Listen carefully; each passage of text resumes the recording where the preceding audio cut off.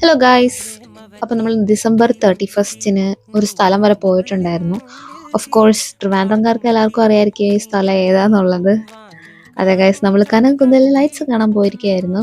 എല്ലാ വർഷവും വിചാരിക്കും ഈ വർഷം പോവാം, ഈ വർഷം പോവാം, പക്ഷെ അവിടെ തിരക്ക് ആലോചിക്കുമ്പോൾ പോവാനും ഒരു മടിയാണ്. എന്നാൽ ഇപ്രാവശ്യം പോവാമെന്ന് കരുതി അങ്ങ് പോയതാട്ടോ. അപ്പോൾ അവിടെ ചെന്ന് നമ്മൾ ടിക്കറ്റ്സ് ഒക്കെ എടുത്തു. 50 ആയിരുന്നു അഡൽസിൻ്റെ ടിക്കറ്റ്സിന്. അവിടെ പോയി 10 മിനിറ്റ് കഴിഞ്ഞ് അല്ലേ 10 മിനിറ്റ് നമ്മൾ വെയിറ്റ് ചെയ്തിട്ടാണ് കേട്ടോ ഉള്ളിലേക്ക് കയറിയത്. ബിക്കോസ് അപ്പോഴത്തേക്ക് അവിടെ കറണ്ട് പോയി.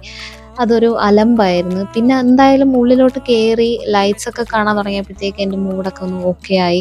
നല്ല രസമുണ്ടായിരുന്നു കേട്ടോ. ആക്ച്വലി പറയുകയാണെന്നുണ്ടെങ്കിൽ ട്രിവാൻഡ്രം ജില്ല ഫുള്ള് ആ കനകക്കുന്നിലുണ്ടായിരുന്നെന്നാണ് എനിക്ക് തോന്നുന്നത്. അത്രയ്ക്ക് ജനത്തിരക്കായിരുന്നു.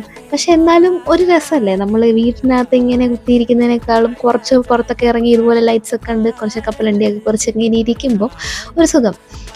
ഇത് കണ്ടായിരുന്നോ നേരത്തെ കാണിച്ച ഒരു ആന? അതെനിക്ക് ഏറ്റവും ഇഷ്ടപ്പെട്ടൊരു സാധനമാണ് കേട്ടോ ഈ ലൈറ്റ്സിന്. പിന്നെ കുറേ സാധനങ്ങളുണ്ടായിരുന്നു. ലൈറ്റ്സിൻ്റെ തന്നെ വെറൈറ്റി ഓഫ് സാധനങ്ങളായിരുന്നു ആദ്യം ഉണ്ടായിരുന്നത്.